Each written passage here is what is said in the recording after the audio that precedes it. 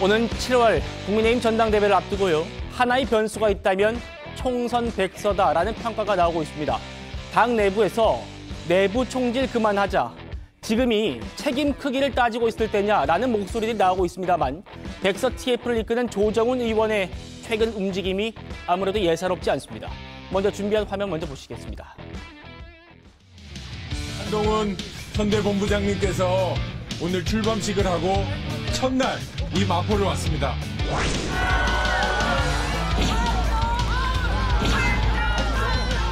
자, 제가 빨리 마치겠습니다. 네, 한동훈 위원장 너무 멋있죠?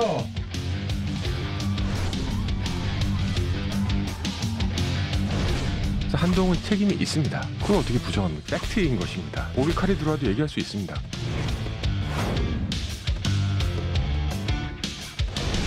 평생 먹을 욕 다 먹은 것 같고요.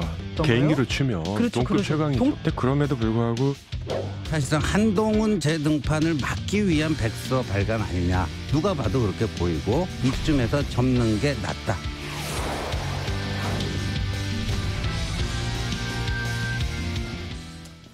오랜만에 김병민 최고위원님 나오셨습니다. 이번 총선에서 열심히 아주 뛰셨는데 조정훈 의원의 움직임, 이게 지금 특정인, 정확하게는 한동훈 전 위원장을 겨냥했다라는 평가가 많지 않습니까? 네. 여기에 대해서 한동훈이 패배에 책임이 있는 건 맞지만 나는 공격을 하진 않겠다라고 얘기를 했단 말입니다. 어떻게 좀 받아들이시나요? 패배의 책임이 있다는 얘기들만으로도 이미 정치적 공격을 하고 있는 것이죠. 그리고 조정훈 의원이 이끌고 있는 이 TF 때문에 각종 논란들이 증폭되면서 오히려 미래로 가고 혁신으로 가야 될 국민의힘의 현재 상황이 과거로 퇴행하고 있다, 이렇게 봐도 무방할 겁니다. 예. 모두의 책임은 누구의 책임도 아니다, 이런 말들을 할 수가 있을 건데요. 이번 총선을 쭉 치러봤던 사람들이라면 언제 어떤 순간에 당의 지지율이 쭉 빠지기 시작하면서 선거 전체가 출렁였는지는 더 두말하지 않아도 알 겁니다. 아마 그 내용들은 마포라고 하는 굉장히 좋은 지역구에서 출마했지만 여전히 고전했던 조정훈 의원 스스로가 가장 잘 알 거라고 생각을 하고요. 예. 한동훈 전 위원장에 대한 이 같은 백서 논란들이 증폭되면 증폭될수록 결과론적으로 앞으로 나아가는 일에 더 어려움이 증폭될 수 있는 상황이기 때문에 조정훈 의원 스스로가 욕을 먹고 있다고 얘기를 했다면 왜 그 많은 지지자들이 조정훈 의원을 대상으로 그렇게 비판을 쏟아냈는지는 조정훈 의원이 한번 스스로를 돌아봐야 될 거라고 생각합니다. 이미 공격을 하고 있는 거다, 책임을 묻고 있는 것 자체가 공격이다라는 말씀이셨어요. 조정훈 의원, 오늘 라디오 방송에서 한 말들을 저희가 전해드리고 있는 겁니다. 한동훈 전 위원장 지지층에서 보내는 비난을 이미 나는 체감하고 있다라면서요. 스스로에게 이렇게 자문했다고 합니다. 들어보시죠. 지난 주말에 조정훈에게 물어봤어요. 넌 도대체 왜 이걸 맡았냐? 진짜 딱 한 가지더라고요. 다시는 지고 싶지 않다. 이렇게 욕을 먹을 줄 알았냐? 생각보다 따갑다. 생각보다 아프다. 한동훈 위원장하고 관계 나쁘다고 생각해 본 적 한 번도 없는데 왜 이렇게 돼버렸는지 특정인을 공격할 의도는 없습니다. 하지만 책임은 좀 다른 겁니다. 그래서 한동훈 책임론, 책임이 있습니다. 목에 칼이 들어와도 얘기할 수 있습니다. 정 의원님, 요즘에 뭐 이런 3인칭 화법이 좀 다시 화제인가 싶기도 한데 조정훈이 조정훈한테 물어봤다라면서 답은 다시는 지고 싶지 않아서 내가 나선 거다라고 했지만요. 제가 보기에는 한동훈 책임이 있다는 점을 내 목에 칼이 들어와도 말할 수 있다. 이게 좀 핵심 같거든요. 어떻게 보십니까? 조정훈이 조정훈한테 넌 도대체 왜 이걸 맡았냐라고 물어봤다 그랬잖아요.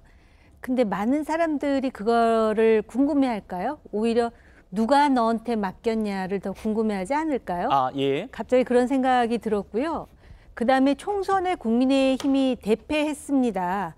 대패한 정당은요, 백서가 필요해요. 태스크포스를 만들어야 되는데 문제는 뭔지 아십니까? 그걸 왜 조정훈이 맡았느냐라는 게 문제인 것이지 백서를 만드느냐 안 만드느냐가 문제는 아니에요. 그런데 네. 지금 본인의 어떤 그 객관성에 대해서 많은 사람들이 의구심을 표기하는데 끝까지 이 태스크포스를 맡아서 한동훈 위원장이 책임이 있다라는 얘기를 하겠다. 목에 칼이 들어와도 이미 답은 정해진 거 아닙니까?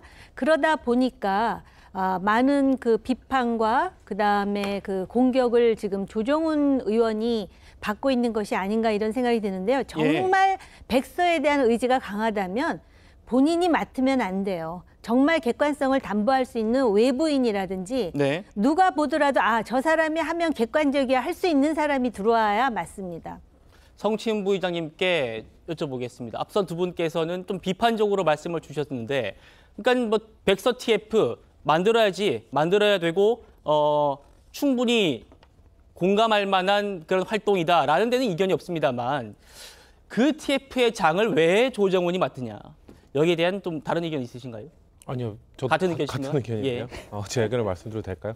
그러니까 저는 제 3자이지만 패배한 정당에서 뭔가 패배의 원인을 찾고 더 좋은 정당을 만들기 위한 노력을 한 건 당연히 필요한 일이라고 생각합니다. 그게 없으면 더 발전할 수 없겠죠. 근데 그 담당자가 왜 조정훈 의원인가? 저도 의문입니다. 왜냐하면 저는 그 국민의힘이 TF 위원장으로 조정훈 의원이 됐을 때 제대로 된 이 분석을 하기 원하는 것인가 의구심이 들었습니다. 왜냐하면 조정훈 의원이 이번 총선에서 일단 인재영입위원 맞지 않았습니까?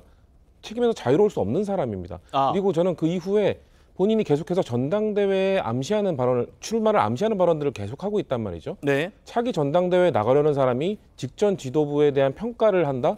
저는 이건 부적절한 거로 보거든요. 본인이 정말 전당대회 출마를 할 생각이 있으면 당장 TF 위원장을 관두는 것이 맞고요. 그래야 그 백서의 공정성이 올라갈 수 있는 것이라 보고, 만약에 당대표 욕심이 없다면, 전당대회 욕심이 없다면 나는 욕심이 없기 때문에 더욱 공정하게 할 수 있다는 걸 말하는 게 맞다고 보고요. 예. 저는 그 이번 보수 진영에 2020년에 이어서 4년 동안에 이어져온 패배입니다. 뭐 짧게는 2022년 대선과 지방선거 이후에 작년 강서구청장 재보궐선거와 이번 총선까지 짧게는 2년 동안을 평가해야 되는 이 백서라고 생각합니다. 근데 조정훈 위원장은 선거를 앞두고 영입된 사람 아닙니까? 그 사람이 과연 이 보수 진영의 이 짧게는 2년, 길게는 4년간의 이 평가를 과연 할 수 있는 사람인가?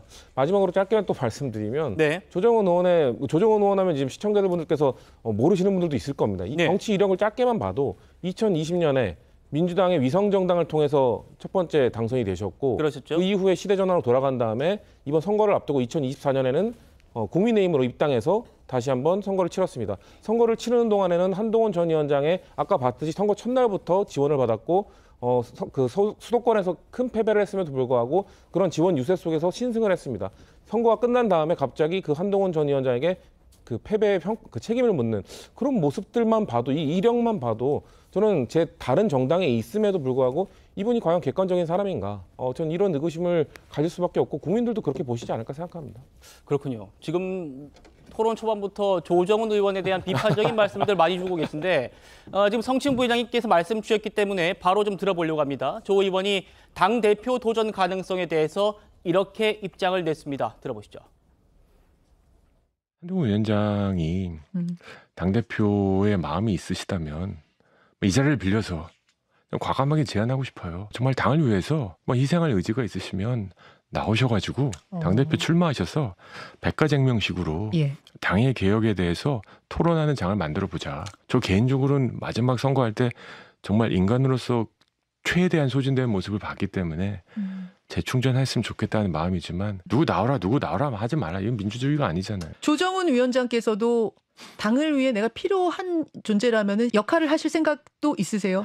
아무도 마다할 수는 없습니다. 제가 한동훈 위원장에게 마다하지 말고 나오세요 하는데 본인은 마다하겠습니다 이러면 안 되잖아요. 또 많이 욕먹을까요?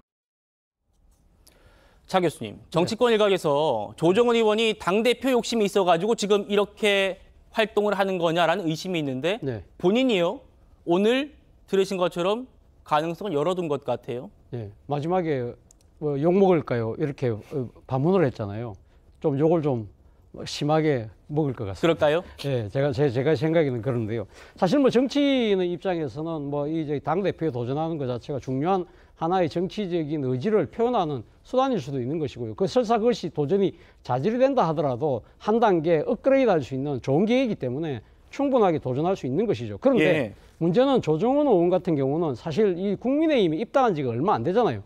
이 소위 지금 홍준표 대구시장이 한동훈 전 비대위원장에게 지금 공격한 논리 중에 하나가 소위 말하는 갑툭튀잖아요. 예. 갑자기 왜 툭 튀어나와서 이렇게 하느냐는 이야기인데, 그런 이야기들을 아마 그러니까 이 지금 그 당권과 관련해서는, 당권 레이스와 관련해서는 조정훈 의원에게 상당히 아마 좀 적용될 수 있는 그런 프레임이 아닐까 하는 생각이 들어요. 실제 지금 앞서 우리가 성치훈 부의장께서 조정훈 의원에 대한 정치적인 이력을 이야기했지만 지금 많은 사람들이 그러니까 지금 까먹고 있는 것 중에 2021년도 서울시장 보궐선거 때 당시 지금 시대전환당의 그 후보로서 네. 민주당 같은 후보 단일화를 해서 그때 박영선 후보를 사실상 지지해준 그러한 측면이 분명히 있거든요. 그랬었습니다. 그런 부분들을 아마 기억하는 아마 국민의힘 당원들이 꽤 많을 거예요.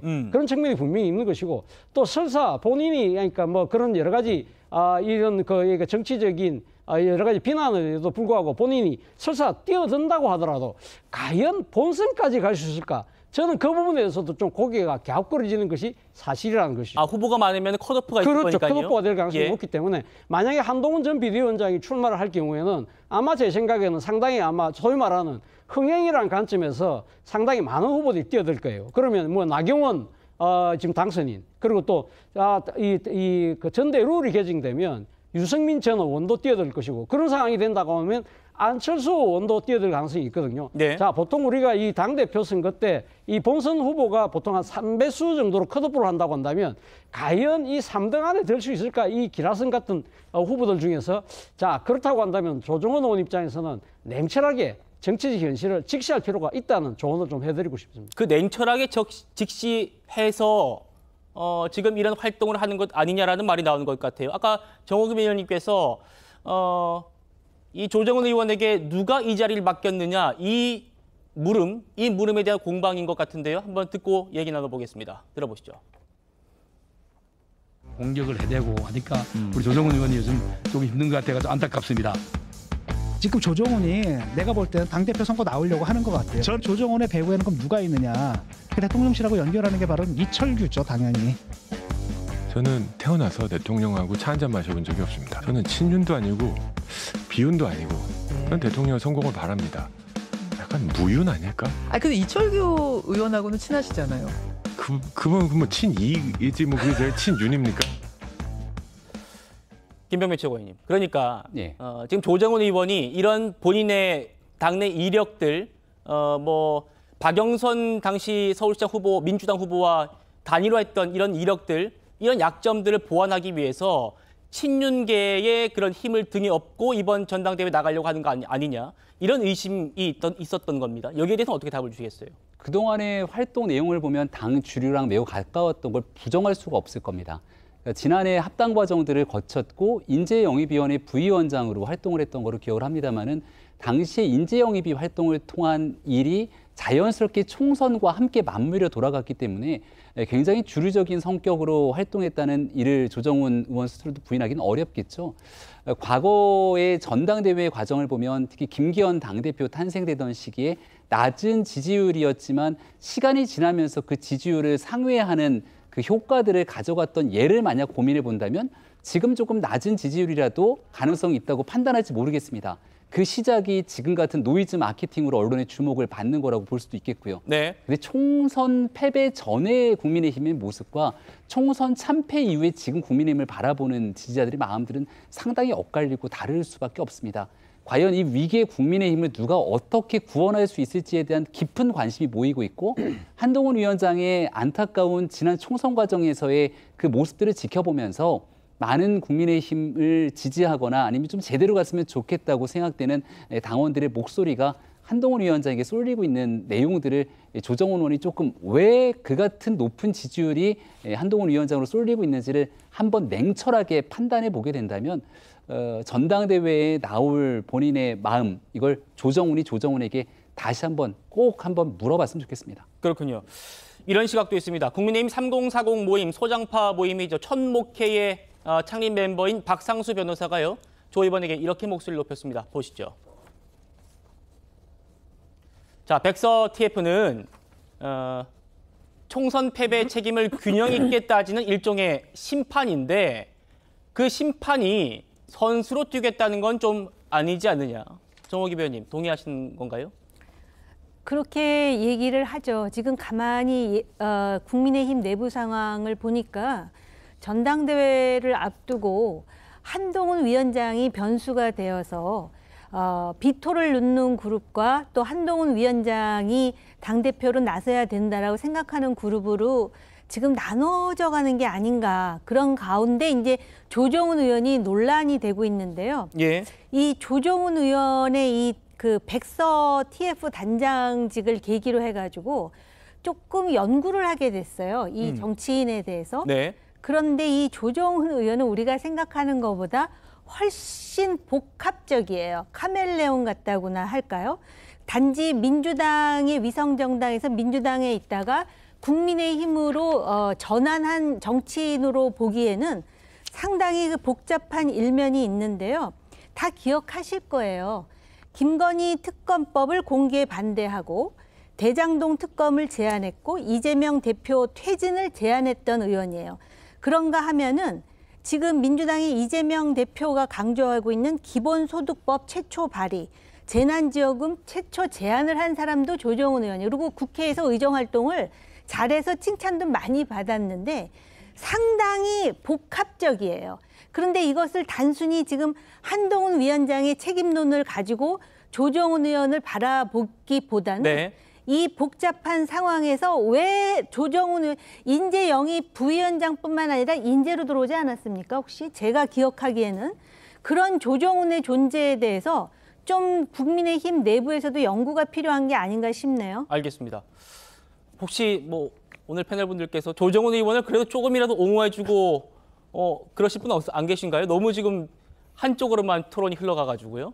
아니 저는 뭐 조정훈 의원을 지금 그러니까 옹호하기보다는 예. 저는 그러니까 이 지금 국민의힘에서 총선이 참패를 했기 때문에 백서를 만들려고 하는 그 이유와 의지는 충분히 공감을 합니다만 네. 왜 이렇게 굳이 서둘러서 이렇게 만들까라는 의구심을 지울 수 없다는 그렇죠. 거죠. 시기에 대한 문제도 그렇죠. 있었습니다. 시기에 대한 문제가 있다는 거죠. 지금 사실 비상대책위원회 체제잖아요. 그렇다고 한다면 이 지금 백서를 만드는 것이 다음 선거에 뭔가 우리가 당의 여러 가지 잘못된 부분들을 근본적으로 구조적으로 한번 개선해보자는 것이라고 한다면 좀 시간을 갖고 지금 따져볼 필요가 있고 특히 네. 이 지금 아마 빠르면 아마 한 7월 달에 전당대회에서 소위 말하는 정통성 있는 지도부가 만들어지고 난 뒤에 그 지도부가 이 지금 이렇게 당내의 이해관계에서 자유로운 분들, 그래서 그러니까 객관적이고 중립적인 시각에서 우리 당의 문제를 바라볼 수 있는 전문가들을 중심으로 해서 예. 팀을 꾸려서 조금 호흡을 길게 하면서 근본적인 문제들을 천착해서 살펴보는 그런 식의 방향으로 갔어야 되는데 지금 뭐 마치 지금 전당대회를 앞두고 누구에 대한 책임을 묻는 그냥 모양새를 비치고 있기 때문에 사실은 지금 조정훈 위원장이 사실 그 위원장을 맡음으로써 오히려 상당히 정치적인 그런 여러 가지 비판에 본인 스스로 놓이게 된 그런 측면은 좀 안타깝다라는 생각이 듭니다. 그렇군요. 지금 이런 여러 논란에도 불구하고요. 국민의힘 총선 백서 TF가 백서 작업들을 진행을 하고 있습니다. 그런데요. 오늘 국회에서 이 백서 특위 공천평가회의가 열렸는데 여기에 원래 당초 오기로 했던 당시 공관위원, 외부위원 6명이 모두 불참을 했습니다. 성친 부회장님. 자, 정영환 전 위원장과 내부 공관위원만 참여해서 지금 뭐 공천평가 회의가 진행 중이라고 하는데 뭔가 외부위원들이 참석하지 않고 뭔가 삐걱대고 있어요. 어떻게 좀 바라보고 계십니까? 일단 외부 공관위원들의 역할은 당 이 선거 상황을 공천 상황을 잘 들여다보면서도 좀 가장 객관적으로 평가해 줄 수 있는 사람들 아니겠습니까? 이 예. 공관위원 외부 공관위원 6명이 전원이 빠졌다는 것은 여기에서 객관성이 점점 더 떨어졌다는 것을 보여주는 것이고요. 저는 조정훈 의원이 또 이 TF는 결국 공정성, 중립성 이게 가장 핵심입니다. 근데 계속해서 만나고 다니고 있는 사람들 처음에 그 가장 이슈가 됐던 게 홍준표 시장을 만나지 않았습니까? 그러니까 홍준표 시장은 이 총선 패배 책임론에 있어서 다양한 해석들, 다양한 목소리가 있는데 거기에 한동훈 전 위원장이 가장 큰 책임이다. 얼씬도 하지 마라. 이런 식으로 강한 그 편향적인 의견을 내세웠던 사람인데 그분을 먼저 만났잖아요. 그렇게 예. 하면서 TF 위원장이 그 TF의 중립성과 공정성을 가장 떨어뜨렸고 이번 외부 공관위원회 불참으로 인해서 더 떨어진 상황이기 때문에 저는 더더욱 정말 조정훈 의원이 이 TF에 대한 애정이 있으시다면 차기 전당대회에 대한 빨리 입장을 불출마로 정리하시고 임하시는 것이 그나마 남은 공정성과 객관성을 확보할 수 있는 유일한 마지막 방법이 아닐까라는 말씀을 드리고 싶네요. 알겠습니다. 오늘 회의에 참석한 이철규 의원, 내부 위원이죠. 총선 백서는 누구를 공격하기 위해서 하는 게 아니다라고 재차 강조했습니다. 들어보시죠. 이 총선 백서는 누구를 공격하고 누구에게 책임을 묻자고 하는 게 아니라고 생각을 합니다. 그럼에도 불구하고 이 총선 백서 작성과 관련해서 여러 가지 과도한 공격이 이루어지고 오늘 이런 중요한 자리에 많은 분들이 함께하지 못한 이런 안타까운 현실을 목도하면서 이 부분은 분명히 짚고 넘어가야겠다. 안타까운 현실이다. 특정인을 공격하기 위한 것이 아닌데 그렇게 오해받고 있다는 게 이철규 의원의 얘기입니다. 하지만 정영환 전 위원장은 좀 기류가 다른 얘기를 하고 있습니다. 그래픽 바로 보시죠. 한동훈 전 위원장은 사심이 없고 판단력이 빠르고 젊은 사람들의 마음과 트렌드에 잘 맞는 게 있었다. 우리와 호흡이 잘 맞았다라면서요.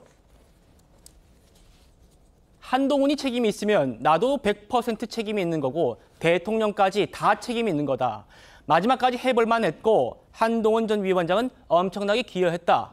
자, 김병민 최고님. 예. 이철규 의원은 선을 긋고 있습니다만 정영환 위원장이 한동훈 책임론에 대해서 이런 입장을 냈습니다. 이런 건 어떻게 판단하고 계신가요? 정영환 위원장과 한동훈 위원장과의 관계가 그렇게 깊은가 생각해보면 저는 그렇지는 않다고 생각을 합니다. 선거를 앞두고 있는 과정에서 한동훈 위원장이 급하게 비상대책위원장으로 차출됐다는 것은 이미 뭐 전 국민이 잘 아는 사실이겠습니다만은 예. 공천 과정이 한참 진행됐던 2월 달의 상황들을 다시 복귀해 보게 된다면 민주당은 비명 횡사, 친명 횡재라고 하는 프레임 안에서 이대로 갔다 수도권이 정말 어려울 수 있다는 평가를 받았고 당시에 대비되는 국민의힘의 공천 과정은 조용하지만 이 과정에서 특별한 불씨를 자아내지 않았고 처음 공천이 진행됐을 때 상당히 객관적으로 정치 활동을 해왔던 이른바 소장파에 준하는 사람들까지 줄줄이 공천을 받기 시작하면서 국민의힘이 공천이 잘 진행되는 것 아니냐는 평가들이 많았습니다. 네. 물론 나중 후반전에 가게 되면서 새로운 사람들에 대한 감동이 없는 것 아니냐는 평가가 있었지만 초창기의 공천 과정을 비교해 봤을 때는 민주당보다 상대적인 비교 우위에 있었던 것은 분명한 사실이죠. 그럼 총선 백서에 대한 평가를 하게 됐을 때 공천관리위원들을 불러다가 이 공천에 하나하나 따져 물으면서 무엇이 총선에 영향을 미쳤는지를 보기보다는 사안의 중요성의 빈도로 봤을 때 어떤 사건들이 총선 판을 흔들 정도로 심각한 일이었는가는 분명하게 보기에 조금 더 명확해지는 일 아니겠습니까? 예. 정영환 위원장이 보기에도 공천 과정에 대한 본인의 책임을 묻는 듯한 행동들에 대해서 상당히 좀 불쾌할 수밖에 없었던 상황처럼 비춰지게 되는데요. 예. 일단 지금 같은 일들을 자아내게 만들었던 공천, 이 총선 백서 TF가 사람들이 보고 느끼기에 한쪽 편향처럼 비춰지도록 만들었다라고 하는 사실 자체로 지금 이미 100점 만점 중에 한 절반 정도는 다 잃어버리고 시작하는 과정이라고 볼 수 있겠습니다. 그렇군요. 차주영 교수님. 네. 김병민 최고위원님 말씀 중에 이 부분이 좀 귀에 확 꽂혔습니다. 정영환 위원장이 저 얘기를 괜히 했겠느냐. 네. 지금 총선 백서 TF로부터 면접을 했거든요. 네. 면접한 뒤에 한동훈에 대해서 이렇게 평가를 했단 말입니다. 네. 그러면 본인 그리고 한동훈 여기에 대한 어떤 책임적인 성격의 질문이 있었기 때문에 저런 말을 하지 않았을까 싶긴 해요. 그렇죠. 그러니까 지금 함의는 놓습니다만 아마 마지막까지 해볼만 했다는 거잖아요. 그런데도 그럼 왜 졌을까요? 예. 그러니까 지금 정 위원장이 지금 하고 싶은 이야기는 마지막까지 해볼만 했는데 우리가 참패를 한 이유는 뭘까라는 이야기를 사실 반문하고 싶었는데 그 말을 지금 생략한 겁니다. 그렇군요. 제가 생각했을 때는 아마 본인이 하고 싶었던 이야기는 그거겠죠. 사실 한동훈 전 비대위원장이 영입이 돼서 사실 그러니까 지금 김건희 여사와 관련된 부분에 대해서 국민의 눈높이를 이야기하고 그때만 해도 분위기가 좋았다. 그런데 그때 지금 그러니까 대통령실에서 비대위원장을 사퇴하라고 해서 그때 정면 충돌이 한번 있었지 않습니까? 그럼에도 불구하고 그때 당시 한동훈 비대위원장이 강하게 반발하면서 나의 임기는 총선 이후까지라고 이야기를 하면서 사실은 그러면서 이 지금 당정 관계가 상당히 좀 뭐랄까 수평적인 관계로 됐고 그러면서 분위기가 좋았고 그리고 두 번째 결국 변곡점이 어디였느냐? 결국은 지금 이종석 전 국방부 장관의 호주 대사 임명 네. 이와 관련된 부분에 대해서 당시 한동훈 전 비대위원장이 빨리 좀 귀국을 시키라고 이야기했는데 그 소위 말하는 골든타임을 놓쳤다. 그런 부분들이 상당히 문제였고 또 세 번째 변곡점은 결국 의대 정원 학대와 관련해서 4월 1일 날 대통령 담화가 나올 때 네. 뭔가 대통령께서 좀 국민에게 솔직하게 이야기하면서 이해와 나아가서는 유감을 표하면서 좀 더 거의 겸손한 모드로 가는 것이 바람직한 것이었는데 그렇지 못했기 때문에 결국은 민심이 다시 돌아섰다. 이런 부분들을 상당히 아쉬워하는 부분들을 저는 말을 생략한 것이 아닐까 하는 생각이 드는데 결과적으로 저는 누구의 말이 옳고 그르고를 떠나서 현재 지금 앞으로 차기 전당대회를 앞두고 있는 상황에서 과거의 바로 직전의 총선 참패와 관련된 책임 이 소재로 이렇게 공방이 진행되는 것은 국민의힘 전체적으로 봤을 때는 결코 바람직한 상황은 아니다. 그렇다고 한다면 새로 전당대회에서 선출되는 당 지도부가 이 문제를 좀 더 호흡을 길게 갖고 들여다볼 필요가 있다는 주장을 다시 하고 싶은 겁니다. 그렇군요. 조정훈 의원은 한동훈의 책임은 분명히 있다. 내 목에 칼이 들어와도 그 얘기는 해야 한다라고 얘기를 했는데 정영환 전 위원장은 끝까지 해볼 만했다라고 답을 했다는 점 굉장히 의미심장한 것 같습니다. 최근에 이 한동훈 전 위원장의 전당대회 출마를 썩 달가워하지 않던 친윤계 인사들의 태도가 미묘하게 달라지고 있다. 이런 평가가 많이 나왔었습니다. 최근 들어서 한동훈 전 위원장의 출마를 전제로 한 듯한 그런 발언들을 자주 한다는 건데요. 그래픽 보겠습니다. 한 친윤계 중진 의원 얘기입니다. 대통령이 야당 대표를 만나서 할 수 있는 일이 있다면 이재명, 조국 대표와도 손을 잡을 수 있다는 얘기입니다. 저 얘기는. 그러면서 만약에 여당이 대통령과의 그런 관계를 잃어서 존재감이 사라진다는 점은 국민의힘의 숙제가 될 거다. 이 얘기는 무슨 얘기냐면요. 한동훈 위원장이 당 대표가 됐어요. 그러면 대통령과의 껄끄러운 관계를 유지해 간다고 하면 대통령이 직접 이재명, 직접 조국 대표와도 정치를 하고 한동훈 위원장은 정말 오피셜하게만 대할 수 있겠다라는 얘기를 하는 겁니다. 김영민 최고위원님, 이런 상황이 오면 되겠습니까? 어떻습니까? 이런 말을 한다는 것 자체가 아마 어떤 분인지 국민의힘의 당원들이 그 의원의 실제 육성이라든지 이 발언들을 보게 된다면 아마 제대로 정치하기 어려울 것 같다는 얘기를 꼭 좀 드리고 싶습니다.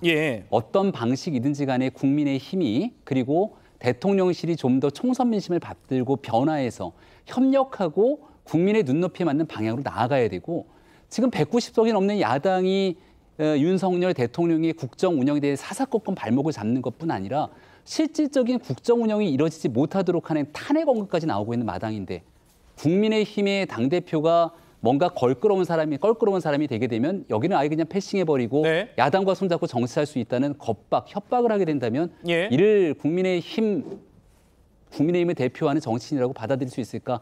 정말 소름이 돋는 장면이라고 생각하는데요. 제대로 대통령실과 당이 갈 수 있도록 그 역할을 해주는 게 당의 중진이고 또 이 당이 오래 몸을 담았던 사람들의 역할이 아닐까 싶은데 과연 저 같은 얘기들이 진정성 있게 나온 것인지 다시 한번 확인이 필요하다고 생각합니다. 차기 당대표의 한동훈이 되면 대통령은 여당 대표를 패싱할 수도 있다라는 얘기를 지금 국민의힘 중진 의원이 하고 있다는 겁니다. 저도 소름이 돋는 그런 얘기 같습니다. 총선 백서 논란 외에도요. 이분 얘기도 좀 이어서 해보겠습니다. 다름 아닌 홍준표 대구시장이 한동훈 전 위원장을 계속해서 소환하고 있지요. 홍 시장의 목소리 육성으로 나왔습니다. 들어보시겠습니다. 누굴 심판하겠다는 건지 386, 586 운동권 심판론을 내셨다가 그게 내가 아니라고 하니까 갑자기 2조 심판론으로 또 바꿔가지고 하는데 사법적으로 못 잡은 이재명을 정치권에서 자기가 잡을 수 있다고 생각했습니까? 다음 지도부는 2년 후에 지방선거를 해야 돼요. 그럼 총선 말아먹은 사람이 또 지방선거도 말아먹으라고? 상식적으로 그게 가능한 이야기를 좀 하시라고. 그거 찍어주는 사람은 진짜 우리 당에서 찍어주면 우리 당은 해체해야 돼. 더 이상 뭐 당의 존속할 의미가 없어요. 정호급 의원님, 홍준표 시장이 어제 페이스북 글에 이렇게 썼습니다. 한동훈은 총선을 말아먹은 애다. 우리를 지옥으로 몰고 간 애 밑에서 배알도 없이 또 정치하겠다는 거냐. 한동훈은 애다. 한동훈은 애. 이 얘기를 하니까 한동훈 전 위원장의 팬클럽에서는 아무리 그래도 한동훈도 50이 넘었는데 애가 뭐냐. 이러면서 논성이 또 높습니다. 어떻게 보고 계십니까? 그래서 홍준표 시장이 이게 고도의 전략적 계산으로 이렇게 그 원색적인 비난을 하는 것인지 아니면 그 대구시장으로 지방에 있으면서 그 중앙 정치의 감이 떨어지면서 본인의 생각을 이렇게 여과 없이 드러내는 것인지 좀 분석이 필요한데요. 저는 다른 거보다도 총선 말아먹은 사람이 또 지방선거도 말아먹으라고 하면서 굉장히 비난을 하던데 예. 저는 그 부분이 좀 이해가 안 되는 게 홍준표 시장이 과거에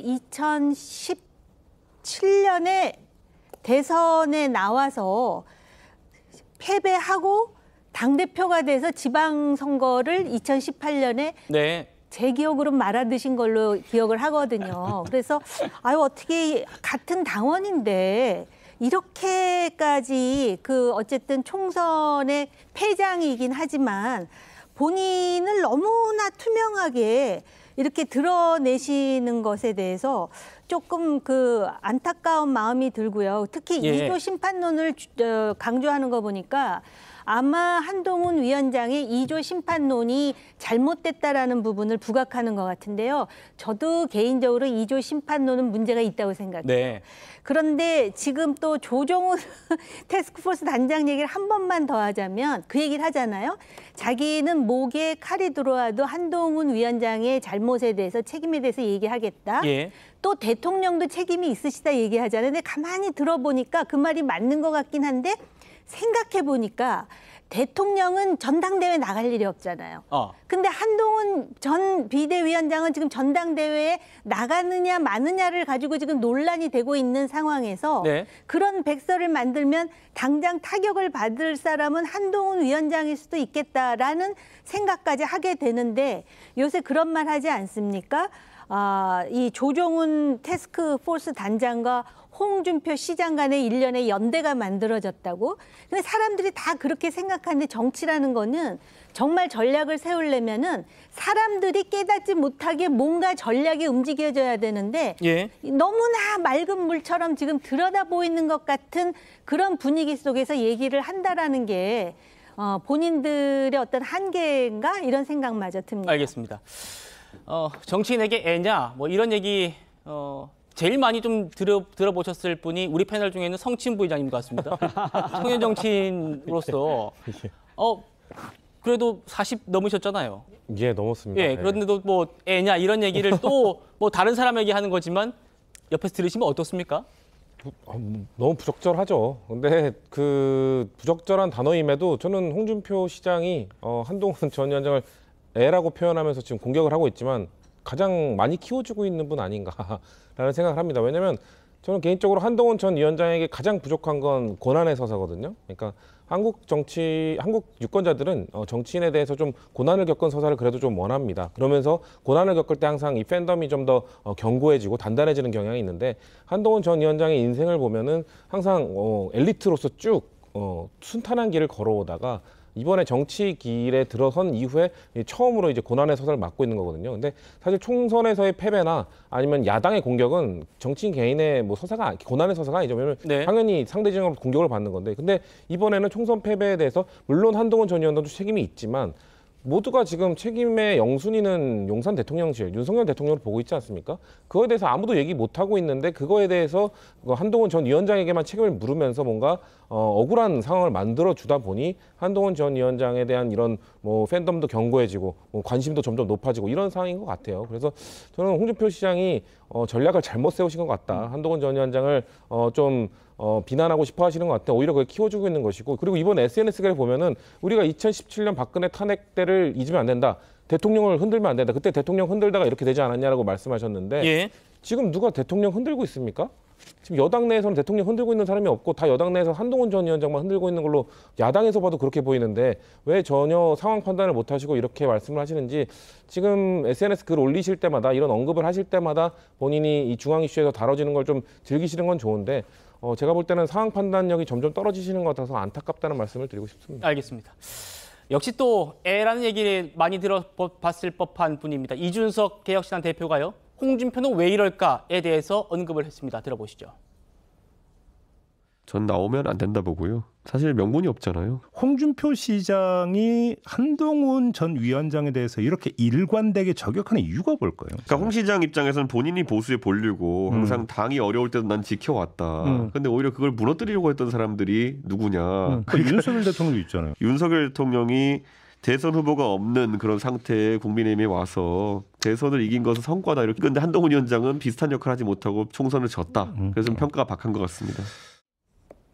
차재근 교수님은 이준석 대표의 저 분석에 동의하시나요? 어떻습니까? 저는 뭐 별로 동의가 안 되네요. 사실 그럴까요? 뭐 지금 홍준표 대구시장이 자유한국당 대표를 할 때 사실 당시 문재인 정권의 정패청산 수사가 아주 강도 높게 진행됐던 거 사실이잖아요. 예. 그렇다고 한다면 그 수사의 주체고 사실 수사의 실무사령탑인 한동훈 전 비대위원장은 뭐 책임을 따질 수는 있습니다만 사실 어떻게 보면 당시 정권이 뭐랄까요, 전임 정권에 대한 적폐청산이라는 그러한 일종의 하나의 정치적인 일종의 그러니까 목표를 갖고 그런 식의 강압적인 수사를 했다는 거기에다가 초점을 맞춰서 비판을 한다고 한다면 거기가 끄떡거릴 수 있습니다만 사실 어떻게 보면 그때 당시의 정권의 의도에 적극적으로 발맞췄던 검찰 간부 중에 한 사람에게 모든 책임을 다 떠민다? 그것도 좀 이해가 잘 안 되는 것이고요. 아까 이준석 대표가 당시 그럼 수사의 진짜 최고 사령탑은 서울중앙지검장이었던 지금 윤석열 당시 지검장이었지 않습니까? 네. 근데 그분의 책임은 지난번 대선 때 우리 당에 와서 그러니까 정권을 만들었기 때문에 모든 것이 없어진다고 한다면 사실은 이 적폐청산 수사에 대한 논란 자체가 없어져야 되는 거예요. 왜 그거는 그러니까 그때 당시 수사를 지휘했던 사람의 책임은 없어지되 그 바로 밑에서 실무적인 책임을 했던 사람만 따진다? 이거는 제가 생각했을 때는 조금 앞뒤가 뒤바뀐 이야기가 아닐까라는 생각이 든다는 겁니다. 알겠습니다. 자, 내가 보수의 본류다라고 생각하는 홍준표 대구시장이 그러면 직접 전당대회에 출마하는 건 어떠냐라는 제안도 나왔습니다. 들어보시죠.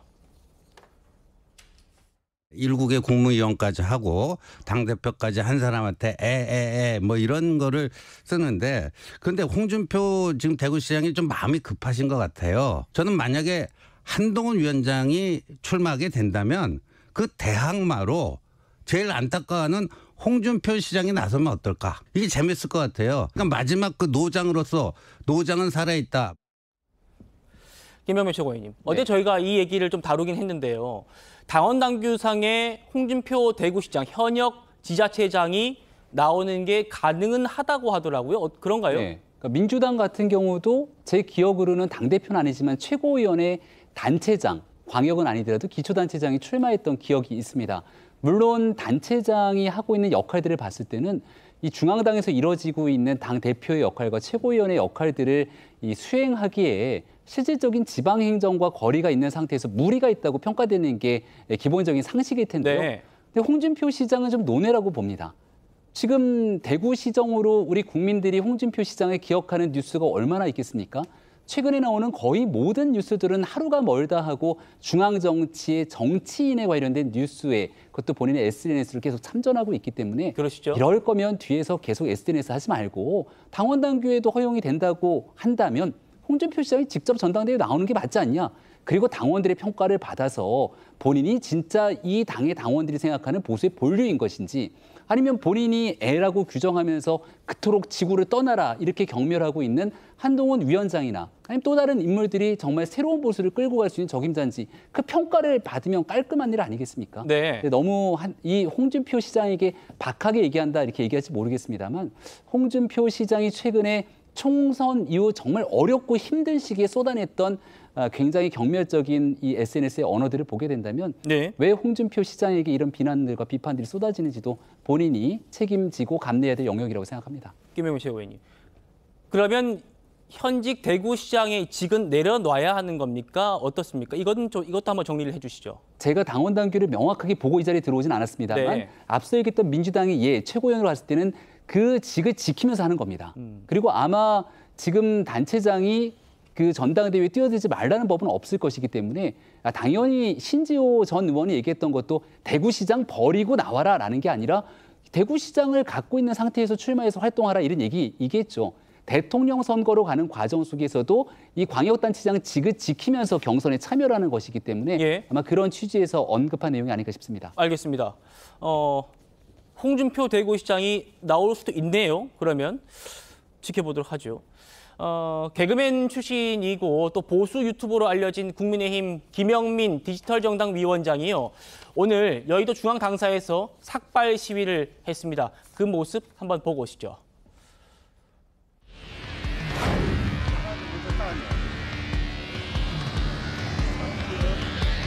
뒤에서도 보고 계시죠? 자식들한테 가난 물려주지 말자면서 한 세대가 죽어라 이랬던 나라가 어쩌다 이렇게 됐습니까? 이 시대의 어른들이 왜 이렇게 염치가 없습니까? 빚이라는 표현은 내가 갚을 수 있을 때 하는 겁니다. 그 돈은요, 빚 아닙니다. 삥입니다.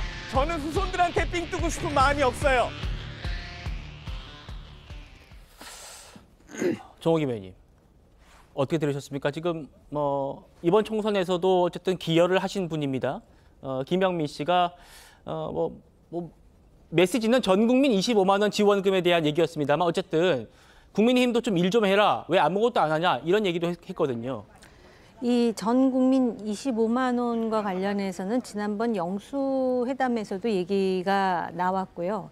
그래서 이 문제에 대해서 대통령이 설명을 하신 것으로 알고 있는데 그만큼 민생이 상당히 악화되고 있기 때문에 실질적으로 또 여론이 사실은 이 전 국민 25만 원에 대해서 과반수 이상이 반대하는 것인지에 대해서는 지금 우리가 확인해 볼 필요가 있다라고 생각을 하고요.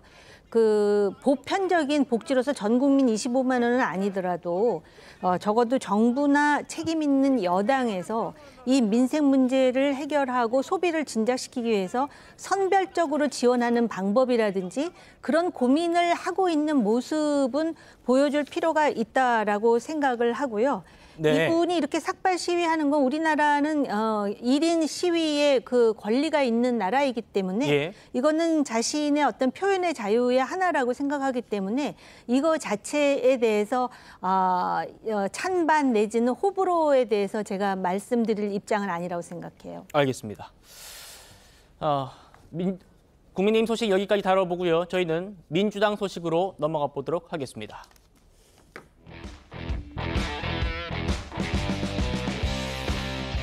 우원식 의원이 추미애 당선인을 꺾고 국회의장 후보로 선출된 대이변의 후폭풍까지 거셉니다. 어제 강성 지지층한테 사과까지 했던 정청래 의원과 우원식 의원이 정면 충돌했습니다. 보시죠. 어제 국회의장 선거 결과로 많은 당원과 지지자들께서 실망하고 분노하고 있습니다. 상처받은 여러분들께 미안하고 미안합니다. 당원과 지지자들께 부탁합니다. 헤어질 결심, 탈당 등 하지 마시고 정권 교체 길에 함께해 주십시오. 미안하고 감사드립니다. 정청래 최고위원은 상당히 책임 있는 국회의원인데 그렇게 얘기하는 건 참 적절치 않다. 오히려 우리 당선자들의 판단과 당원들을 이렇게 분리시키고 그거를 갈라치게 하는 그런 게 아닌가. 아주 부적절한 발언을 했다.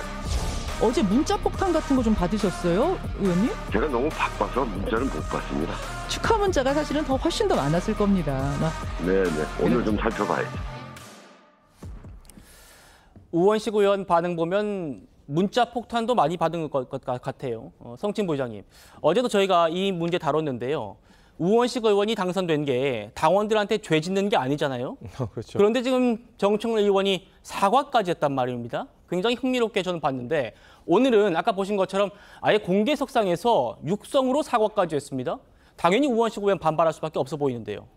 매우 부적절한 발언이죠. 당원들의 마음과 의원들의 마음이 너무 멀어서 어쩔 수 없었다고 말하는데 지금 민주당의 그 171명의 의원들이 당원들이 투표해서 171등까지 순위를 매겨서 의원 배지를 단 게 아니지 않습니까? 예.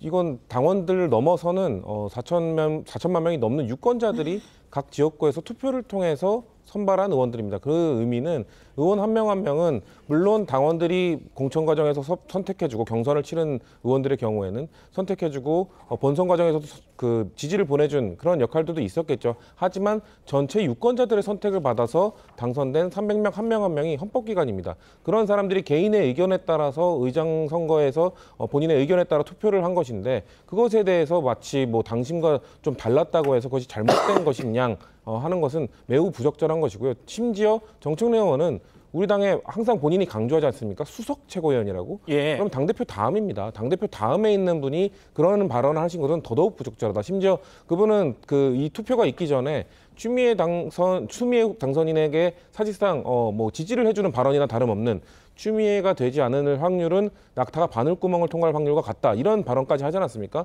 저는 그 일련의 과정들이 매우 부적절한 것인데 왜 정청래 최고위원이 그런 발언을 했을까?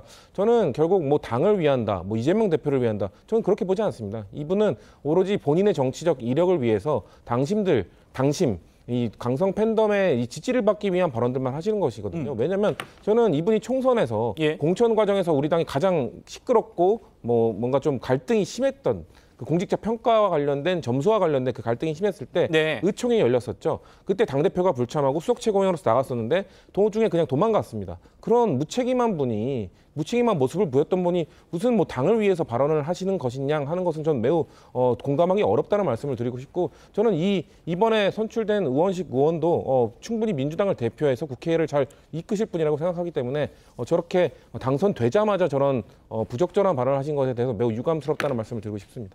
민주당 의원총회 때 이재명 대표 어디 갔냐라는 민주당 의원들의 항의 때 정청래 의원이 뭐 도중에 나가셨죠. 저도 기억이 납니다.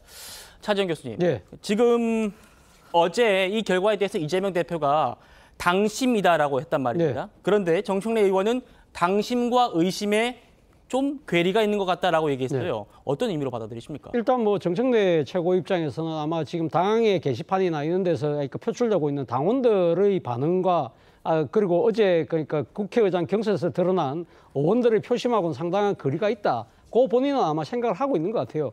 그런데 사실은 저는 그런 생각을 해봅니다. 과연 지금 민주당의 지금 당원들이 몇백만 명이 되잖아요. 그중에서 과연 목소리를 내고 있는 소수의 그 목소리가 전체 당원들의 목소리를 과연 대변할 수 있을까?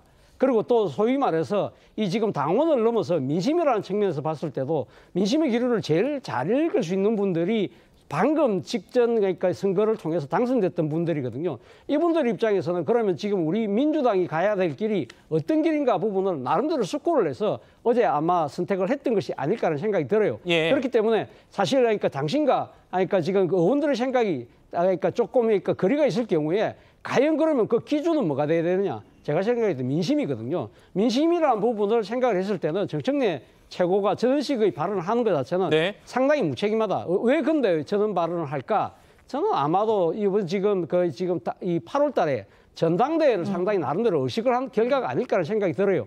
지금 많은 사람들이 이재명 대표가 당대표 연임에 도전할 거라고는 보긴 합니다만 그것이 100% 확정된 상황이 아니거든요. 만약에 이재명 대표가 연임을 포기할 경우에 아마 이 유력한 지금 당대표 후보로 정청래 최고가 강하게 뜰 거예요. 그런 상황이 된다고 한다면 그런 상황을 미리 앞두고 일종의 뭐랄까요 정치적 자락을 알고 있는가 아닌가라는 의심을 지울 수 없다는 것인데 사실은 문제는 지금 민주당 내에 지금 이 최고 수석위원, 이 최고 수석 최고위원과 이 지금 그 국회의원 의장 당선자 간에 이런 공개적인 충돌 상황은 정말 바람직하지 않은 모습이거든요. 그렇죠. 자, 그렇다고 한다면 여기서 가장 중요한 역할을 하실 분이 저는 결국 이재명 대표라고 생각해요. 이재명 대표가 어제 말씀하신 것처럼 이 지금 나타난 것이 이렇게 당심이고 민심이라고 한다면 이런 지금 이 정청래 최고위원의 이런 소위 말하는 막말에 가까운 이런 발언에 대해서는 좀 따끔하게 질책을 할 필요도 있지 않나 생각이 듭니다. 알겠습니다. 자, 지금 이재명 대표의 강성 지지층이요. 이른바 개딸이죠. 개딸들은 당내 수박들은 나가라. 이런 말을 한답니다. 표 색출 작업해야 한다. 조국 혁신당에 입당하겠다. 당을 배반한 당신이 바로 수박이다. 정의당 꼴 나기 전에 정신 차려라. 이런 얘기까지 하고 있다는 거군요. 김병민 최고위원. 국민의힘 입장에서 보면 우원식 의원도 소위 강성 친명으로도 볼 수 있지 않습니까? 그런데 이렇게까지 할 일인가 싶어요. 어떻게 바라보고 계십니까? 우원식 의원은 지난 이재명 대표 대통령 선거 경선 과정에서 큰 역할을 했던 인물이고 또 우원식 의원이 직접 얘기하고 있는 것처럼 이재명 대표가 형님이라고 지칭하고 그렇죠. 또 우원식 의원을 지지하는 듯한 발언들을 했다는 것처럼 알려져 있기 때문에 굳이 우원식 의원을 비명, 수박 이렇게 분류할 수가 없는 노릇이겠죠. 일각에서 나오고 있는 얘기들은 이미 지난 총선 과정을 거치면서 이재명 대표와 대립각에 서 있던 수많은 사람들이 다 공천을 못 받지 않았습니까? 그래서 비명 횡사라고 하는 얘기가 나올 정도로 이재명 대표 중심으로 친명 체제가 완전히 완성됐다라는 게 총선의 평가인데 여기에 본인들이 원하지 않는 결과가 나왔다 그래서 또다시 수박 세출 논란을 하게 된다면 도대체 이 강성 지지자들은 어떤 정도의 방식들을 원하는 건지가 궁금하고요. 근데 저는 이 민주당의 우원식 국회의장으로 당선되는 과정들을 쭉 지켜보면서 이게 이재명 대표가 이 추미애 당선인으로 모든 마음들이 다 몰려갔는데 의원들의 마음들이 다시 움직여서 새로운 선택을 한 것이 아니라 이재명 대표도 애당초부터 추미애 당선인에게 큰 마음이 없었던 것 아니냐. 그리고 추미애 당선인이 만약 국회의장이 됐을 때 나타나는 리스크가 굉장히 클 수밖에 없는 상태이기 때문에 강성 지지층들을 생각해서 뭔가 미애로 합의바 같은 역할들을 한 것처럼 비춰지지만 내심 진짜 이재명 대표의 마음은 추미애 당선인에게 끝까지 가 있던 게 아니었다고 평가하는 게 오히려 온당치 않은가 생각합니다. 미애로 합의봐라고 했는데 합의가 안 됐죠. 우원식 의원이 되면서 이렇게 지금 시끌시끌합니다. 지금 수박을 색출해야 한다, 탈당해야 한다 이런 움직임까지 이어지고 있는 민주당 상황. 여기에 대해서 의원들 그리고 원내대표는 어떤 반응일까요? 들어보시겠습니다. 결과를 딱 발표했을 때 제 주변에 저를 포함해서 제 주변에 생각지도 않았던 그런 결론이 딱 발표되니까 한동안 좀 멍하더라고요. 저도 다 그런 놀라는 분위기였습니다. 뭐 일각에서는 뭐 우원식 의원 누가 찍었느냐 이거 찾아내야 된다 뭐 이런 목소리도 있는 모양이에요. 이게 무슨 한두 표 두세 표가 뭘 어떻게 가른 것이 아니라 과반 이상의 표를 얻은 거잖아요. 수박을 색출해야 된다. 그것과는 좀 다른 문제 아닌가 싶어요. 그 추미애 의장 낙선하신 이후에 당내 분위기 좀 어떤지 파악하시는 거 있으세요? 당내 분위기요? 정청래 의원 오늘 사과도 하셨는데 일부 의원들이 뭐 이탈표 색출해야 된다 이런 얘기까지도 하잖아요. 색출을 하다니요? 자, 의원들도 굉장히 당황스러울 수밖에 없는 상황인 것 같은데 추미애 당선인이 탈락한 뒤에 그 이유를 분석하는 보도들도 잇따르고 있습니다. 국민의힘에서는요, 이재명 대표에 대한 준엄한 경고라고 했군요. 들어보시겠습니다. 명심으로 민심을 거스르고 개딸에 의지하여 국회의장까지 좌지우지하려 한 이재명 대표에 대한 준엄한 경고가 내려졌습니다. 명심이 민심이라며 국민을 기만해왔던 민주당의 민낯이 드러난 것입니다. 추대 장막으로 자신의 방탄 갑옷을 입고 입법 복출을 통해서 대권의 고속도로를 깔려한 본심에 제동이 걸린 것입니다. 성진부 의원님. 경선 과정에서 명심이 너무 많이 강조되다 보니까 이게 역효과가 돼가지고 오히려 이재명 리더십에 좀 균열이 생긴 것 아니냐, 흠집이 난 것 아니냐 이런 평가에 대해서 어떻게 생각하십니까? 그래서 뭐 리더십이 작용했다기보다는 아무래도 의원들이 정무적 판단을 하신 게 있지 않을까라는 생각도 있습니다. 왜냐하면 원내대표도 사실상 보기 드물게 사실상 추대로서 선거가 끝났고 국회의장도 사실 후보 등록 이후에 갑자기 두 분께서 석연치 않게 사퇴를 하셨고 그런 과정들 그리고 뭐 8월에 있을 전당대회에서도 사실상 뭐 이재명 대표께서 뭐 연임하시지 않겠냐 뭐 이런 분위기 속에서 원내대표, 국회의장, 차기 당대표까지 다 전부 다 사실상 추대의 분위기로 가면 외부에서 봤을 때 민주당을 좀 너무 그 1인 정당, 독재 정당으로 비판할 여지가 있지 않겠냐라는 그런 전체적인 정무적 판단도 있었을 것이라 보고요. 저는 더 강하게 작용했던 것은 아무래도 후보 개개인에 대한 이 개인적 감정들, 개인적 평가가 작용했을 거라고 봅니다. 왜냐하면 우원식 의원께서 상당히 열심히 선거운동을 하신 걸로 알고 있고요. 의원들 한 명 한 명 다 소중하게 만나면서 물론 추미애 당선인도 그런 걸로 알고 있지만 두 분의 차이가 뭐냐면 추미애 당선인이 4년 동안 원외에 있었습니다. 그렇기 때문에 4년 동안 스킨십을 못했던 것도 있었고 그런 것도 크게 작용했다라는 평가도 있고 또 추미애 당선인이 아무래도 뭐 계속해서 지금 언급되는 게 2009년 그 당시 환노위원장 하실 때 그때 당론에 거스르는 그래서 그 당시 그 한나라당 의원들과 함께 문을 걸어 잠그고 뭔가 법안을 통과시켰던 그 사례들을 기억하시는 분들이 꽤 다선 의원들이 계시거든요. 네. 그렇기 때문에 다선 의원들을 중심으로 뭔가 우원식 의원에 대한 지지가 좀 많았다 이런 평가들도 있었습니다. 그렇기 때문에 뭔가 이재명 대표가 추미애 그 의원에게 당선인으로 의장을 하자라고 뭐 이렇게 명령을 내리신 거, 뭐 이렇게 지침을 내리신 것도 아니기 때문에 네. 뭐 리더십의 균열이다 이런 것들은 외부에서 보기엔 그럴 수 있죠. 왜냐하면 외부에서는 가장 강한 사람들로만 쫙 하려고 하다가 뭔가 그래도 조금 중립적인. 근데 이게 또 국민의힘의 입장에서 봤을 때는 우원식 의원도 그렇게 중립적인 분이 아니지 않습니까? 왜냐하면 친명이고 지금 수박으로 평가되는 것 자체가 다들 의아해하실 것 같아요. 왜냐하면 네. 사실 우원식 의원 전에는 조정식 의원과 그 정성호 의원에 대해서도 두 분에 대해서도 수박 그랬거든요.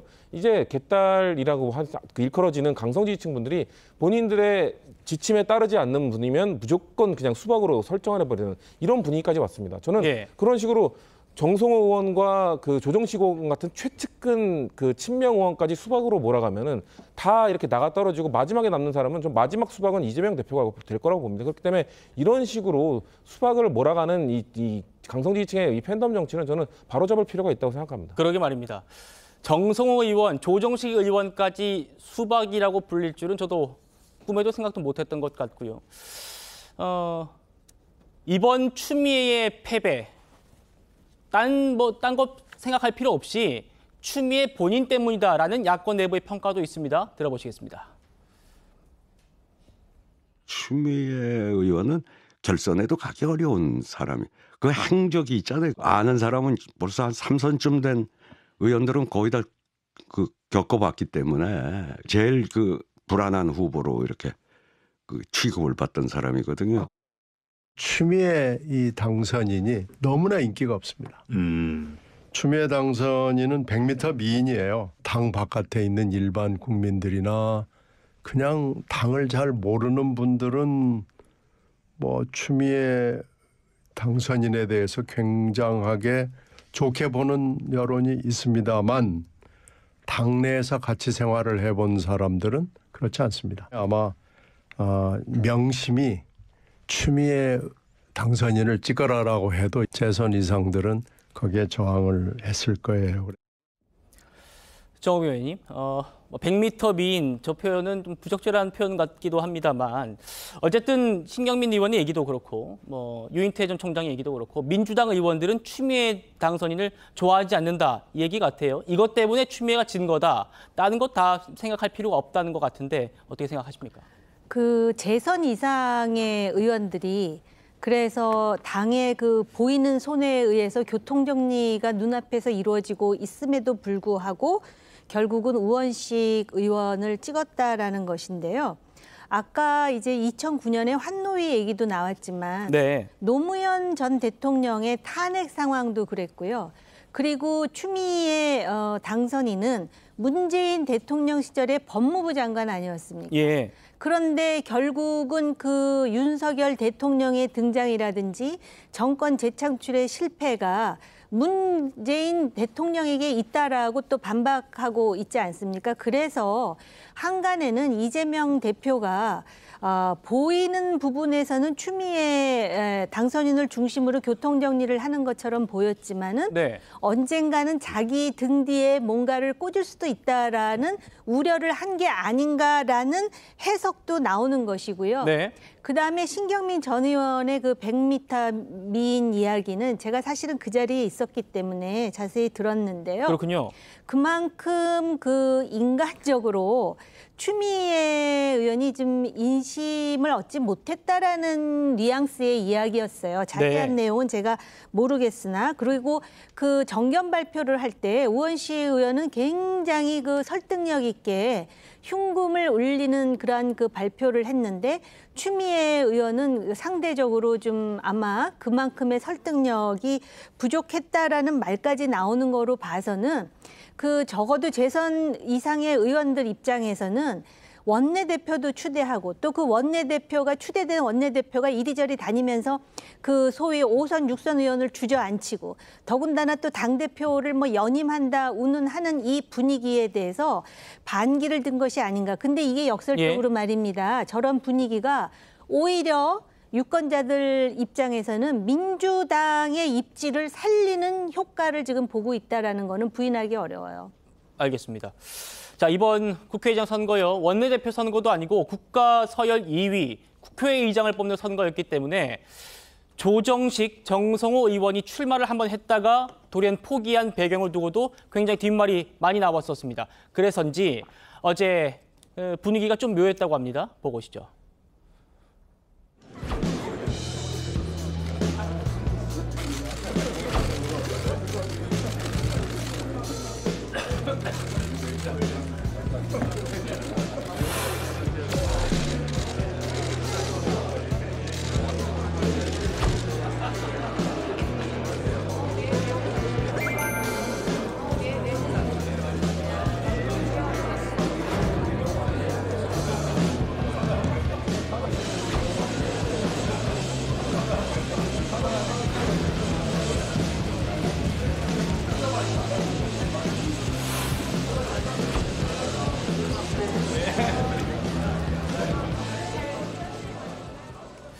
차 교수님, 어제 이재명 대표가 입원하고 이제 첫 복귀하는 날이었어요. 그런데 조정식 의원 보신 것처럼 이재명 대표와 일부러인지 어쨌든 악수도 안 했고 좀 비켜가는 모습이었고 정성호 의원은 아예 늦게 왔어요. 그렇죠. 네. 뭐 좀 이거 정치적인 의미가 있을까요? 어떻게 일반적으로 봤을 때는 뭐 정치적 의미가 없다고 이렇게 볼 수도 있는 것이죠. 그 우연하게 뭐 그러니까 행선이 그러니까 엇갈릴 수도 있다고 보지만 사실은 이게 조정식 의원 같은 경우는 직전 사무총장으로서 사실은 이 대표가 이렇게 그 당선자 의원총회 같은데 할 때 항상 같이 들어오고 같이 나가는 그런 모습들을 우리가 너무 자주 봐왔기 때문에 상당히 어색하게 비치는 것은 사실이죠.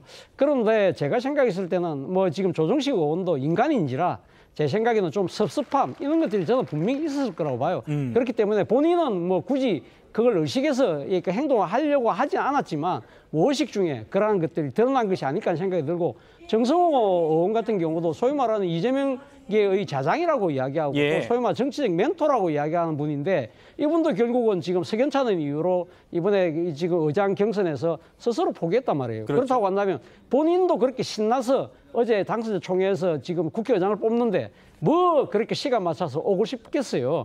저는 뭐 이분들도 역시 인간이다. 생각을 지울 수가 없습니다. 친명계 좌장도 인간이다. 알겠습니다. 어제 결과를 두고 여권에서는 민주당 이재명 대표의 어떤 리더십의 붕괴다라는 말도 있습니다만 이런 반응도 나왔습니다. 민주당이 무섭다. 윤상현 의원인데요. 이번 결정은 오롯하게 민주당 의원들이 대선을 바라보고 누가 국회의장을 하는 게 이재명 대표의 대선 가도에 도움이 되는지를 아주 전략적으로 판단한 거다. 이런 해석이거든요. 김병민 의원님, 이 얘기는 어떻게 바라보십니까? 왜냐하면 그 앞서 이재명 대표가 입원했을 때 종부세 폐지 얘기가 나왔었어요. 이런 것들도 이재명 대표의 중도 전략 아니냐 이런 얘기가 있었는데 그 연장선에서 이런 해석이 나오는 겁니다. 우리가 총선 전을 한번 복귀해 보면은요. 지난 대통령 선거에서 이재명 대표가 국민들께 선택을 못 받은 것 아닙니까? 이재명 대표의 사법 리스크가 있기 때문에 절대로 국민들이 저쪽에 찍기는 어려울 거야라는 게 국민의힘이 갖고 있는 하나의 안도감이었죠. 근데 그런 내용들이 어느 순간부터 이번 총선 과정에서는 조국 혁신당이 급성장하기 시작하면서 민주당의 이재명 대표의 불만을 갖고 있었던 사람들까지 다 결집되기 시작하면서 국민의힘 총선 패배의 지름길이 됐다고 저는 생각을 합니다. 근데 지금 있는 과정 속에서도 조금 전에 말씀 주셨던 종부세 같은 경우는 그나마 총선에서 승기를 잡았던 게 이 한강 중심의 부동산 벨트라고 불리는 이 민주당의 결정적인 패배 요인이 됐던 곳인데 이런 것들도 종부세 폐지를 언급하면서 가져갈 수 있다는 힘을 보여주게 된 것이고 이번에 또다시 추미애 국회의장이 되지 않겠는가라고 하는 일말의 기대감을 갖고 있었던 분들은 추미애 당선인이 국회의장이 되고 나면 과거에 보여줬던 것처럼 기상천외한 정치 행동들을 하게 되면서 보수의 어머니 그 이상의 역할을 할 거다 기대하시는 분들이 있었을지 모르겠습니다만 작은 리스크라도 하나둘씩 정리하는 모습들이 민주당 내에서 비춰지고 있다는 것이죠. 그러니까 민주당과 이재명 대표의 잘못된 행동으로 인한 반사 이익으로 뭔가 선거에 유리한 국면으로 가게 될 거다. 이렇게 생각되는 작은 측면이 있다면 진지게 걷어버리고 민주당과 관계없이 국민의힘 자체적으로 윤석열 정부 스스로가 어떻게 국민의 마음을 얻어올 수 있을지에 대한 정말 총체적인 변화에 나서야 된다는 그런 얘기를 윤상현 의원이 하고 있다고 생각합니다. 알겠습니다. 이런 해석도 있습니다. 추미애 당선인이 떨어진 건 이재명 대표가 당 대표를 연임하는 데 도움이 될 거다. 이런 겁니다. 이재명 대표와 또 유인태 전 사무총장의 입장 들어보시겠습니다. 주변에서 연임 이야기 나오는데요. 실제로 연임하실 생각 있으신지? 아직 임기가 약 4달 가까이 남았기 때문에 아직은 그걸 깊이 생각할 단계는 아닌 것 같습니다. 이재명 연임론. 여기에 힘이 지금 더 실리고 있는 분위기입니다. 육선이 둘에 뭐 5선이 몇 채 있고 다 한번 대표하고 싶겠죠. 근데 뭐 저런 분위기에서 괜히 했다가 또 개딸들한테 역적될까 봐 또 다들 눈치 보고 있는 거겠죠. 뭐. 안 나오는 게 아니라 못 나오는 거다? 그러지 않겠어요? 당 돌아가는 꼬라지가 지금 그렇게 돌아가고 있잖아요. 전부 뭐 한 사람의 거의 황제를 모시고 있는 당 같잖아요. 당이 왜 이렇게 돼가는지 정말 이해가 안 가요. 성천 부장님, 당이 한 사람의 황제를 모시는 것 같다라는 아주 촌철살인이었는데, 그러니까 지금 이재명 대표 지지층에서 이런 말이 나옵니다. 이재명 대표 연임하시고요. 그리고 추미애 당선인은 법사위원장 하세요. 어떻게 받아들이십니까? 글쎄요, 뭐 지금 뭐 당 강성 지지층이 원하는 대로 당 운영이 되고 있지는 않으니까요. 근데 법사위원장은 뭐 지금 의사를 표명하시는 분들 상당히 많은 걸로 알고 있습니다. 그리고 다 대부분 강성 뭐 친명 의원들이기 때문에 그렇게 되지는 않을 걸로 보이고요. 저 연임은 아마 이재명 대표의 선택만 남은 겁니다. 그러니까 연임을 하셔도 되고 안 하셔도 되는 상황입니다. 하시고 싶으면, 왜냐면 지금 사실 경쟁자가 없기 때문에 만약에 안 하신다면은 저는 하셔도 장점이 있고 안 하셔도 장점이 있다고 봅니다. 안 하실 경우에는 이제 뭐 2인자 싸움을 할 수 있죠. 그렇게 되면 출마자들이 많을 겁니다. 그렇게 된 아마 새로운 당대표가 만약에 뽑힌다면 그 사람은 아마 강한 강대강 드라이브를 걸 겁니다. 그렇게 되면 이재명 대표는 이제 뒤에서 그 좀 더 강대강으로 뭔가 교착 상태에 빠질 때마다 뭔가 전체적인 지도자로서 차기 대선을 준비하는, 그러면서 협상안을 내놓는 중재의 역할을 하는 그런 이미지를 가져가면서 중도층의 표심도 얻는 그런 장점을 또 가져갈 수 있거든요. 그렇기 때문에 굳이 연임을 할 것인가, 저는 뭐 양쪽에 다 장단이 있기 때문에 이재명 대표께서 뭐 선택할 상황이지, 그게 뭐 총재적 운영, 뭐 지금 뭐 독재적 운영 이게 아니라 사실 대안이 없습니다. 지금 유인태 총장이 말씀하신 것처럼 대적하려고 하는 사람조차 없기 때문에 사실 그래서 이재명 대표가 어떻게 선택하느냐에 따라 연임이 될지 아니면 경쟁이 될지 그 길만 남았다고 보고 있습니다. 알겠습니다. 저희는 다음 주제로 넘어갑니다.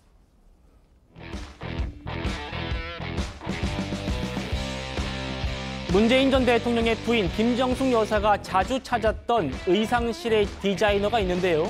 그 사람의 딸인 양모 씨가 출국 정지된 걸로 확인되었습니다. 문 전 대통령의 딸 다혜 씨와의 석연치 않은 금전 거래가 검찰에 포착됐기 때문인데요.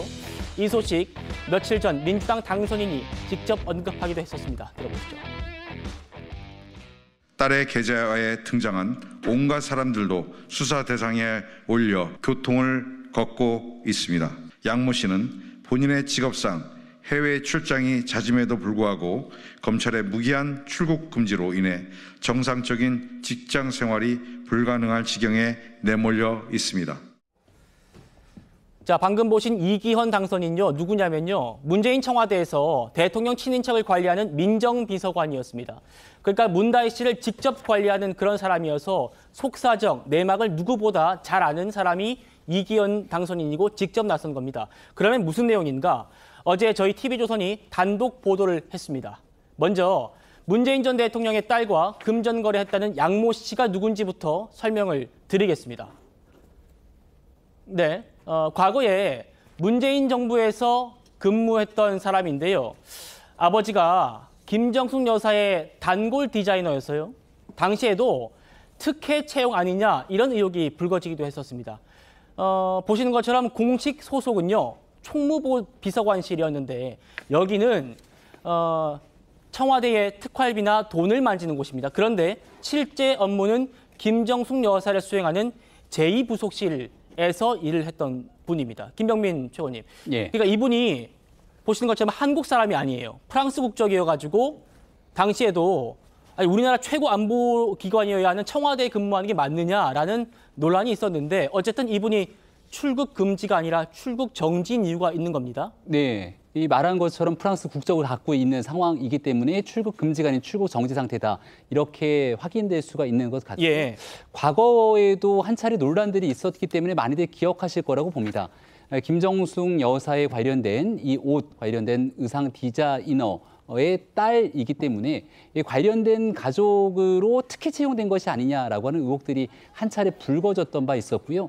지금 조사가 진행되고 있는 과정에서 새롭게 나오고 있는 이슈 중에 하나는 그때 특혜 채용에 관련된 것뿐 아니라 금전거래 의혹들까지 이어지기 시작하면서 여기에 단순히 김정숙 여사뿐 아니라 문재인 전 대통령 김정숙 여사의 딸인 다혜 씨의 문제들까지 이어지고 있는 상황처럼 보여집니다. 네. 이게 어느 정도 수사가 좀 진행됐던 상황들로 보여지는데 그동안 제대로 알려지지 않았던 일들이 지금 언론에 보도되고 있을 상황이라면 어느 정도의 수사 내용들이 좀 확인이 됐기 때문에 언론 보도가 나오는 것이 아닌가 생각이 되는데 네. 좀 더 구체적인 상황들에 대해서 확실한 조치들이 빠르게 좀 알려졌으면 좋겠습니다. 네. 이 양 씨한테 출국 정지 조치를 한 건 문재인 전 대통령의 전 사위 항공사 특혜 채용 의혹 수사팀이라고 합니다. 성친부 의장님. 그러니까 일단은 양 씨와 문다혜 씨의 그 금전 거래가 성격이 부동산 임대 사업과 관련한 거다 이런 보도가 나오기도 했습니다만 이게 어떻게 문 전 대통령 사위의 특혜 채용과 연결됐는지는 이건 좀 추가 수사가 필요해 보이거든요. 그게 의문인 겁니다. 지금 물론 문재인 대통령의 그 사위 특혜 채용과 관련해서 명명백히 밝혀져야겠죠. 근데 그거 관련돼서 다혜 씨의 문다혜 씨의 그 통장 내역까지 들여다보는 것도 당연히 있을 수 있는 일입니다. 하지만 그 안에 있었던 모든 거래와 관련된 사람들을 다 이렇게까지 들여다보고 수사를 한다? 이건 매우 부적절하다는 것이죠. 아까 방금 앵커께서 말씀하신 것처럼 거래가 있는 것은 확인이 됐습니다. 근데 지금 밝혀진 바에 의하면 그 거래 금액이 그냥 그 가까운 사이에서 충분히 이루어질 수 있는 금액 정도이고 그리고 분명히 밝힌 것이 한 번밖에 없었다. 그렇기 때문에 이것이 왜 이 그 문 전 대통령의 사위의 특혜 채용과 연관성이 있는지 설명을 못 한다면은 이거는 과도한 수사라고 지적할 수밖에 없는 것이고요.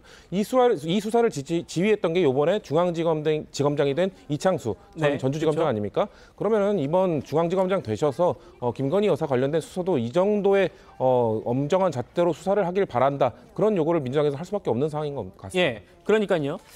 그래서 양 씨의 입장도 저희가 들어봤습니다. 두 사람이 금전 거래는 서로 친한 사이에 흔히 있는 송금이다 이런 겁니다. 들어보시죠. 서로 어디나 돈 좀 보내줘 이런 경우도 있잖아요. 한 번에 한 번 6만 원인가 300만 원인가 모르겠어요 정확히. 그러니까 액수도 200, 300단위고 거래도 딱 한 번뿐이었다. 문제될 게 없다. 이런 입장인데 차재현 교수님. 네. 그러면 참고인 신분으로 조사받으라고 하면 받으면 되는데 계속 안 받고 있다가 지금 출국 정지된 거거든요. 이건 어떻게 정확한 사정은 제가 알 수는 없습니다만 방금 아까 우리 성시현 부의장 말씀하신 것처럼 그러니까 지금 문다혜 씨 전 남편의 그 타이에 있는 항공사의 취업과 관련된 수사에서 시작되는 거잖아요. 예. 아마 그 과정에서 문다혜 씨 계좌를 아마 검찰이 추적을 했겠죠. 추적을 하는 과정에서 이 석연찮은 거래가 있었다. 그래서 지금 그러니까 이 석연찮은 거래를 한 사람이 딴 사람도 아니고 특혜 채용 논란이 있었던 양모 씨였다. 이런 부분들이 상당히 그럼 어떤 관계로 이러한 이렇게 돈이 왔다 갔다 했을까? 이런 부분들을 아마 검찰은 궁금해했을 가능성이 높지만 아마 지금 문 전 대통령 측에서는 일종의 소위 말하는 별건 수사가 아니냐. 일종의 뭐랄까요. 그러니까 지금 피의자를 급박하기 위한 하나의 전형적인 일종의 별건 수사라고 아마 판단을 하는 것 같아요. 그런데 그럼에도 불구하고 저는 사실은 이 지금 한 번만의 거래가 있었고 그리고 당당하고 떳떳하다면 이거 참고인 조사에 저는 응하는 것도 하나의 방법이지 않았을까라는 생각이 들어요. 이런 부분들을 굳이 이 지금 민주당의 당선인들이 긴급 기자회견을 통해서 수사 외압이라고 주장을 함으로써 오히려 정치적 문제로 더 키운 것이 아닐까라는 안타까운 생각이 듭니다. 알겠습니다. 지금 두 사람 사이에 송금한 금액이 200~300만 원이고 한 번뿐이었다라는 거는 양 씨의 주장인 겁니다. 검찰 측은 아직 입장을 내지 않고 있어요. 검찰 측에서는 다른 팩트를 갖고 있을 수 있습니다. 이게 지금 어떻게 이어지냐면 최근에 국민의힘에서 김정숙 여사의 의혹을 특검해야 한다고 주장한 적이 있었죠. 그때 삼김 여사 특검해야 한다 이렇게 얘기했었는데 이때 이겁니다. 김 여사가 단골 디자이너한테 관봉권으로 대금을 지급했다 이런 의혹이 있는데 관봉권이 뭐냐면요. 이겁니다. 지금 그 한국은행에서 띠지를 그러니까 새 돈의 띠지를 떼지 않고 그대로 갖고 있는 뭉텅이를 이제 돈다발의 관봉권이라고 하는데 어떻습니까? 김정숙 여사가 자주 갔다는 단골집의 디자이너가 지금 양 씨의 아버지거든요. 그래서 혹시 그 양 씨와 문다혜 씨의 금전 거래에 특활비가 연관된 것 아니냐 이런 의심도 하는 겁니다. 김병민 의원님 어떻습니까? 네, 지금은 그런 의구심을 가질 만한 정황들이 꽤나 나오고 있죠. 특히나 이 타이 이스타 항공에 관련된 문제들은 과거 이상직 전 의원의 문제가 워낙이나 심각했던 일이기 때문에 여기서 추가적인 수사가 왜 그렇게 속도감 있게 진행되지 않았을까라는 생각들을 가지고 있었을 것이고요. 예. 여기에 당시 청와대에 근무했던 특혜 채용 의혹을 넘어서 당시 행정요원으로 일했던 의상 디자이너의 딸이 당시 문재인 전 대통령의 딸이었던 이 문다혜 씨와의 금전 거래까지 의혹들을 가지고 있다면 왜 이런 일들은 제대로 수사가 되지 않았을까에 대한 의혹들을 많이 갖고 있을 거라고 봅니다. 근데 이걸 이제 특검으로 같이 맞불 작전을 놓기 시작하겠다라고 얘기가 나오게 되면 특검의 주도권을 쥐고 있는 건 누가 뭐래도 지금 의석을 갖고 있는 야당이기 때문에 네. 그럼 이걸 받고 또 다른 의혹의 특검 또 특검 이런 방식으로 이어지게 될 수 있기 때문에 정무적인 판단이 좀 필요한 시점이 아닌가 생각합니다. 알겠습니다. 이번 의혹은 저희 TV조선의 단독 보도로 최초 보도가 나온 상황이기 때문에 후속 보도도 이어지면 보도해드리도록 하겠습니다. 저희는 1분 뒤에 돌아옵니다. 네, 주말에도 시사쇼 정치단 이어지는 거 아시죠? 저는 월요일 오후 5시 10분에 다시 찾아뵙겠습니다. 여러분 고맙습니다.